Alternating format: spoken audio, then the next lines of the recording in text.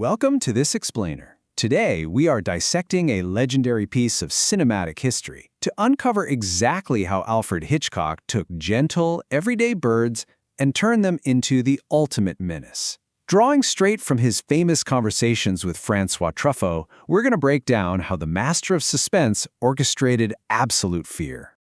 Okay, let's jump right in. Hitchcock fundamentally understood the modern audience, right?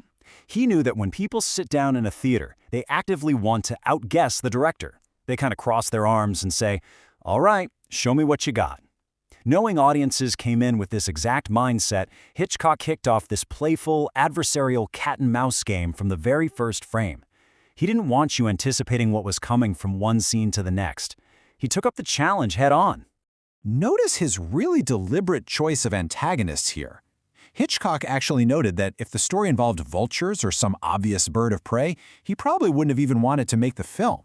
He specifically chose ordinary, everyday birds to make the threat feel deeply personal and super unsettling. And to play that cat-and-mouse game we were just talking about, he sprinkled subtle clues only at the very end of early, otherwise normal scenes. It was basically his way of whispering to the audience, just be patient, they're coming soon. Section 1. Visual Metaphors and Improvisation. To see how this psychological warfare played out on set, let's look at a brilliant use of visual irony. Now, Hitchcock loved planting these tiny nuances to enrich the overall impact, even if the public hardly noticed them consciously. During the shoot, he spontaneously added a line calling the wealthy, shallow Melanie a gilded cage. He designed this specifically to contrast later with her cage of misery, because, during that horrifying gull attack on the village, she gets trapped inside a glass phone booth. It's a total reversal of the age-old conflict. Suddenly, the humans are the ones locked in cages, and the birds are on the outside looking in. Now here's the thing. Hitchcock notoriously hated improvising. He boasted about never even looking at a script on set because he already knew the whole film by heart. But the unique emotional toll of making this specific movie forced a usually hyper-prepared Hitchcock to adapt. He went home tense and upset, which was super unusual for him. But this emotional siege actually unlocked a new creative sense for him, leading to incredibly dynamic visual choices on the fly, like directing a mother and daughter to scurry in contradictory directions, basically mimicking trapped rats because there was literally nowhere to run. Let's look at another brilliant improvisation to see how this builds. Originally, there was a scene where a skeptical sheriff questions the bird attack, and it was scripted in a very traditional, old-fashioned way. But Hitchcock looked at it on set and completely threw it out. He transformed an objective dialogue scene into a subjective masterpiece. He decided to show a mother's mental breakdown entirely through Melanie's eyes. As the mother strangely and silently wanders around the room picking up broken teacups, the camera captures her entirely from Melanie's point of view, generating this immense sense of psychological concern. So how did he achieve that deep connection? By holding one massive, continuous close-up on Melanie. Even as she physically crosses the room to speak to another character, the camera stays super tight on her face.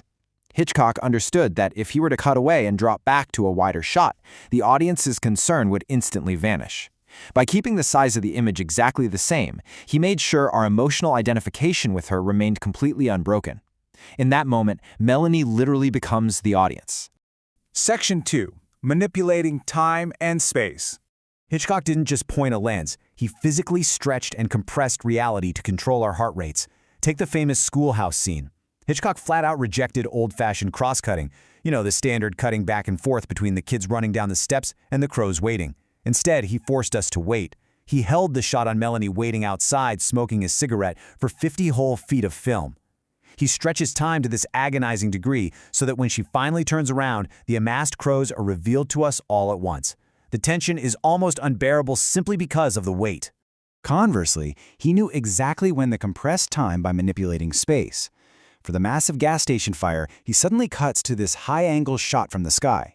And he did this for 3 very specific reasons: to show the gull's descent, to show the exact topography of the town in a single image, and most importantly, to avoid the dull, slow details of the firemen trying to extinguish the flames.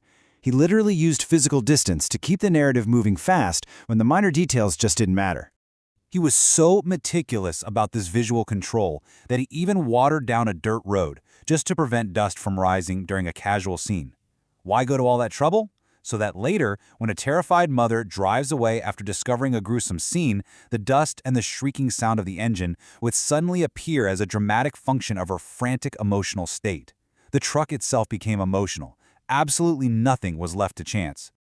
Section 3. The Sound of Terror. But perhaps the most radical manipulation in this entire production wasn't visual at all. Working with his legendary collaborator Bernard Herrmann, Hitchcock made the bold decision to completely eliminate a traditional musical score. They used only sounds. This created a massive challenge on set, though. I mean, how do actors react in terror to birds that aren't actually there and make zero noise? Hitchcock's solution was wild. He employed a live drummer on set, using a microphone and a loudspeaker to play loud drum rolls just to give the actors something physical and shocking to react to during the attack scenes. When it came to post-production, they took natural bird sounds and electronically stylized them to create pure drama. In the terrifying attic attack, Hitchcock made a fascinating choice. No bird screams. None. Instead, they stylized the natural wing sounds into a menacing, vibrating hum. Hitchcock wanted it to feel as if the birds were saying, "We don't have to scream in triumph. This is going to be a silent murder." This absolute mastery of audio manipulation really culminated in the film's chilling final scene. As the characters look out over a sea of waiting birds, Hitchcock asked for an electronic silence. Now, not actual silence, but a monotonous low hum that acted like a purring engine. It's a sound so low you aren't sure if you're actually hearing it or just imagining it. It subconsciously signals to the audience that the menace could restart at literally any moment, keeping you entirely on edge even as the screen finally fades to black. Section 4. The Master Prankster. This obsessive orchestration of human discomfort wasn't just reserved for the movie theater. Hitchcock lived to manipulate reality itself in his daily life. He was a notorious practical joker. One incredible anecdote perfectly illustrates this. He once hosted a birthday party for his wife at a restaurant with 12 guests. And just for a gag, he hired an aristocratic-looking elderly dowager, seated her right at the place of honor, and then completely ignored her. When guests asked who she was, he just feigned ignorance. The waiters, who were totally in on the joke, told the guests she was invited by Mr. Hitchcock. He literally just sat back and watched his friends squirm with burning curiosity. The tension in that room built and built until finally a frustrated writer banged his fist on the table, realizing it was a setup. But the best part? The paranoia had infected the room so thoroughly that the writer turned to a young man brought by another guest and hilariously accused him of being a fake gag too. Hitchcock had successfully manufactured cinematic suspense right at a dinner table. In fact, Hitchcock dreamt of pushing this even further.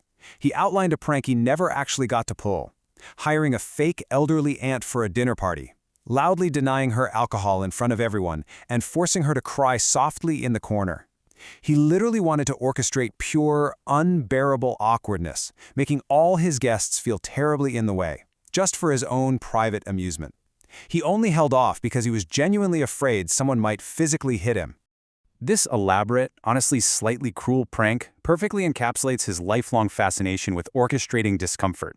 He deeply understood that tension comes from not knowing what happens next, and he loved being the one holding the strings.